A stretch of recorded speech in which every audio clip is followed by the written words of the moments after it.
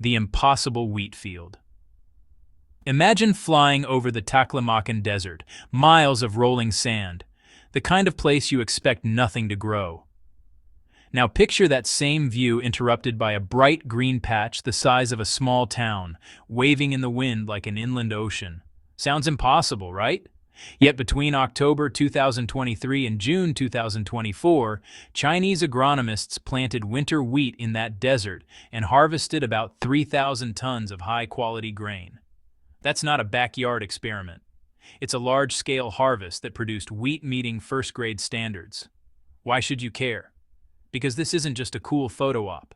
It's a real test of whether we can push the limits of agriculture where people thought it couldn't exist. Think of it like trying to grow a tomato in the middle of a parking lot. The plant needs soil, water, and stability, and none of those come naturally in shifting sand. The success in Taklimakan raises one big question that will drive this whole story. How did they make wheat, a crop that usually needs good, stable soil, survive and even thrive in a desert? In the next section, we'll zoom out to show why that question matters on a national and human level, how deserts affect people, how much land is at stake, and what solving this problem could mean for communities living on the edge of the sand. To understand why growing wheat in the desert is such a breakthrough, we need to see the bigger picture.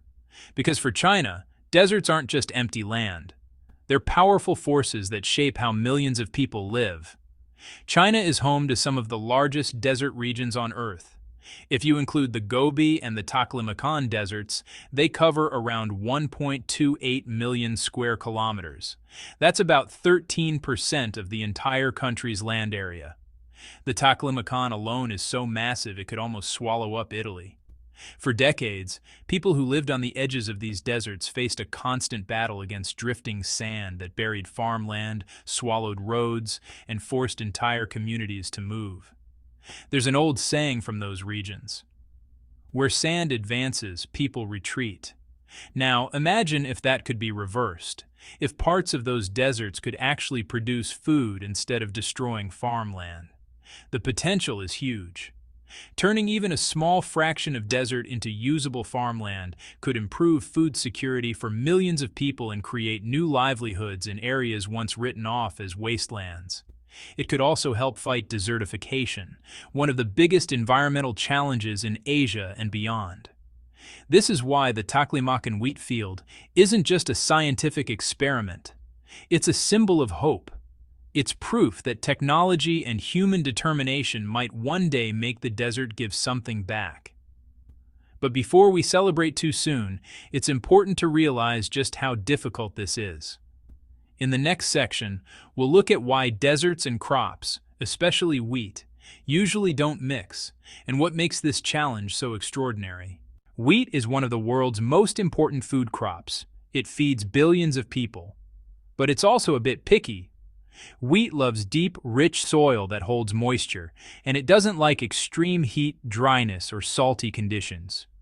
Now picture the desert, hot days, freezing nights, barely any rain, and soil that's more sand than earth. It's basically the exact opposite of what wheat needs to grow. Think about trying to grow a plant in a sandbox. Every time you pour water, it disappears instantly. The roots can't grab onto anything solid, and before the plant has a chance to grow, the wind buries it under shifting sand.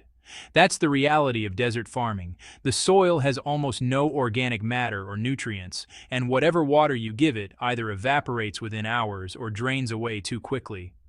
To make things worse, the high salt content in desert soil can damage crops from the roots up, like drinking seawater through a straw. These aren't just small inconveniences. They're deal breakers. Traditional farming methods simply don't work here. Fertilizers don't stay in the ground long enough to help. Seeds dry out before they sprout. Even if a few plants survive, sandstorms can wipe out months of work overnight.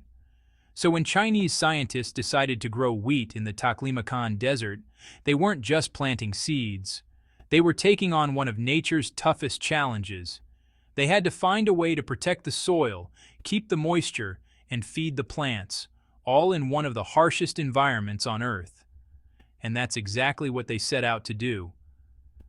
In the next section, we'll uncover the groundbreaking techniques and technologies that made it possible, and how they turned lifeless sand into a thriving field of golden wheat. To grow wheat in the desert, Chinese agronomists had to rethink everything, from how the land was prepared to how each drop of water was used. Their solution wasn't one single invention, but a combination of clever engineering, modern technology, and patient fieldwork. It started with the ground itself. The team spent 2 months carefully leveling the sand until the surface was almost perfectly flat, no more than 5 centimeters of height difference. That might sound like a small detail, but it's crucial. If the land isn't even, water will pool or run off unevenly, and sandstorms can quickly undo the work. Once flattened, the race began. They had to plant vegetation immediately before the wind reshaped the land again. In the desert, even a short delay can mean starting over from scratch. Next came the soil transformation. The team mixed the sand with organic matter, sand-fixing agents, and special water retention materials. Think of it like giving the desert a sponge layer that could actually hold moisture. They also sprayed plant-friendly antibacterial agents to protect seedlings from harsh soil microbes. But the real magic came from technology. Using a system called water and fertilizer integration, they created a smart irrigation network controlled entirely through mobile apps. Imagine farmers checking their phones and deciding exactly when and how much water or fertilizer to release. The system could deliver nutrients directly to the roots, drop by drop, minimizing waste. This precision farming method helped save over 35% of water and reduce fertilizer use by 30%. It wasn't a one-time setup either. Agronomists regularly visited the fields, measured soil and crop data, and adjusted the plan on the go. Every decision, from irrigation timing to nutrient levels, was guided by real-time information. Bit by bit, the desert began to change. Beneath the sand, roots were taking hold. The once barren land was slowly turning into something alive. After months of work, the Taklimakan wasn't just a patch of sand anymore. It was a living field of green. But the hardest part was still to come: surviving the brutal desert weather. In the next section, we'll follow the team through the challenges of keeping the wheat alive, from freezing winters to scorching winds, and how they finally reached the first miraculous harvest. Once the wheat seeds were in the ground, the real challenge began. Planting was just step one. Keeping those fragile shoots alive in the Taklimakan desert was a battle against nature itself. The team knew that the desert doesn't forgive mistakes. In winter, temperatures plunge below freezing, and in summer, the heat can soar past 40 degrees Celsius. On top of that, there are sandstorms, walls of dust that can sweep across the land with almost no warning. One bad storm could bury a young crop overnight. To make things worse, water evaporates fast here, so irrigation had to be timed with precision, or the wheat would dry out before it could mature. Every day, agronomists and local workers monitored the fields. They took soil readings, checked the moisture, and adjusted the water and fertilizer levels through their phones, sometimes several times a day. They added sand-fixing nets and organic soil conditioners to hold the surface together and sprayed protective agents on the wheat to help it resist heat and disease. It was a high-stakes balancing act between technology and timing. It wasn't all smooth sailing. Some areas had lower germination rates. In others, winds bent or damaged the plants. But step by step, week after week, the wheat adapted. It pushed its roots deeper, strengthened its stalks, and turned green under the relentless desert sun. By the time spring arrived, the once barren land was unrecognizable. Golden stalks swayed where there had once been nothing but sand dunes. Against all odds, the wheat had survived, and even thrived. Now, after half a year of constant care, it was time for the moment everyone had been waiting for: the harvest. What would the results show? Were these desert-grown crops just a lucky success, or the start of a new chapter in agriculture? In the next section, we'll reveal the harvest results, how much wheat was produced, how it compared to regular farmland, and what this experiment means for the future of desert farming. When the harvesters finally rolled into the Taklimakan desert, it felt like something out of a dream. Machines that usually work in the heart of China's farming regions were now moving through what used to be endless sand. The air was filled with the sound of engines and the rustle of ripe wheat, a sound no one had ever expected to hear here. After more than 6 months of field work, the results were nothing short of astonishing. The wheat didn't just survive, it thrived. Agronomists recorded a bulk density of 825 grams per liter, which meets the national standard for first-grade wheat. The average yield reached over 260 kilograms per mu, a strong performance even compared to many traditional farmlands. And overall, the team harvested around 3,000 tons of high-quality wheat, proof that their desert cultivation model actually worked. But what made this achievement even more impressive was how efficiently it was done. Thanks to the smart water and fertilizer system, water use dropped by 35% and fertilizer by 30%. That means higher yields with fewer resources, something that could make a huge difference for countries struggling with water scarcity. Still, this wasn't just about numbers. For the scientists and local workers, standing in that golden field was emotional. They had watched the land change with their own eyes, from flat, lifeless sand to a thriving ecosystem. It wasn't only about growing wheat, it was about proving that even the harshest environments could be transformed through innovation and persistence. Encouraged by these results, Chinese agronomists are already setting bigger goals. They aim to push yields even higher, up to 400 kilograms per mu, and expand the desert wheat fields to 50,000 mu within the next 5 years. In other words, this first harvest wasn't the finish line. It was just the beginning of something much larger. But what could this mean beyond China's borders? Could this same technology help other desert nations turn their sandy lands into food sources too? In the next section, we'll explore how this breakthrough could reshape agriculture, starting with a country that knows deserts all too well, Saudi Arabia. China's success in growing wheat in the desert didn't go unnoticed.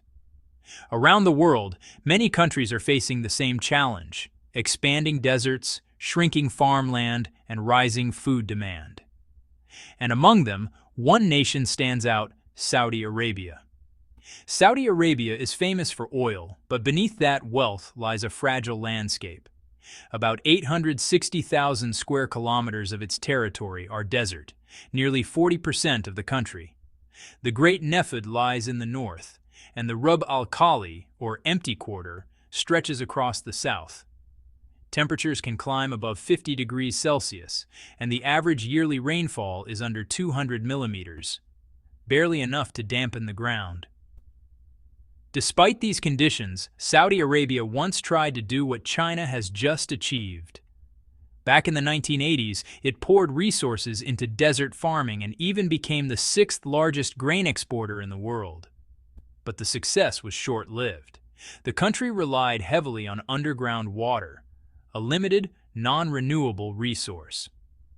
Over time, the wells ran dry, the soil degraded, and by the 2000s, Saudi wheat fields had all but disappeared. The lesson was clear. Turning sand into farmland takes more than money. It takes sustainable technology.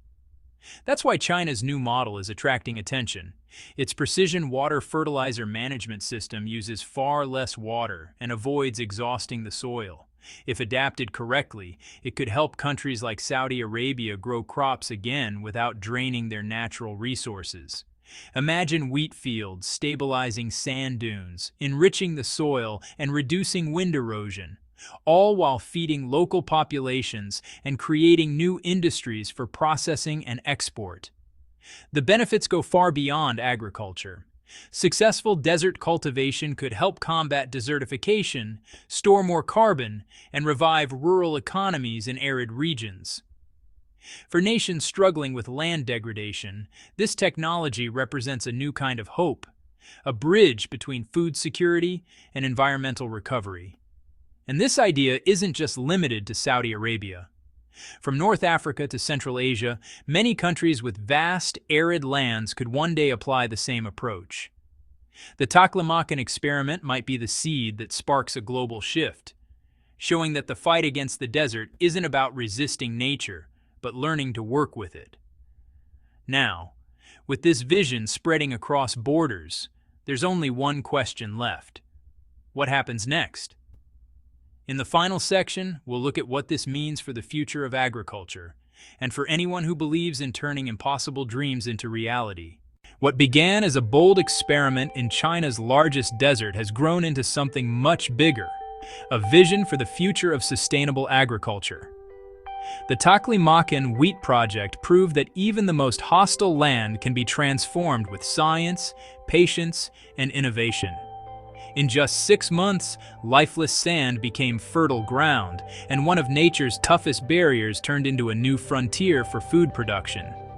But this story isn't just about wheat. It's about rethinking what's possible. For decades, deserts were seen as symbols of limitation, places humanity could never conquer. Now, they're being reimagined as opportunities for growth, balance, and coexistence with nature. By combining smart irrigation, soil engineering, and data-driven farming, China's scientists showed that technology doesn't have to fight the environment. It can adapt to it. The impact of this idea could be profound.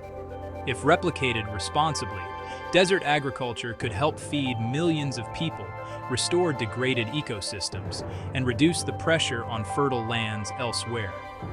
It could create jobs, support rural communities, and give nations with arid climates a way to sustain themselves without destroying fragile resources. In a century defined by climate change and resource scarcity, that kind of innovation could change the course of global food security. As China works to expand its desert farming projects, and as other countries take interest, the world may be witnessing the birth of a new agricultural era, one where deserts no longer mark the edge of possibility, but the beginning of it. So the next time you imagine a desert, don't just see endless dunes of lifeless sand. Picture green fields stretching across the horizon, the hum of harvesters in the distance, and the sound of wind passing through golden wheat. What was once called impossible is now reality, and it's only the first chapter. If you'd like to follow more stories like this, where science and human determination reshape the planet, make sure to subscribe, turn on notifications, and join us as we explore the next frontier of innovation and hope.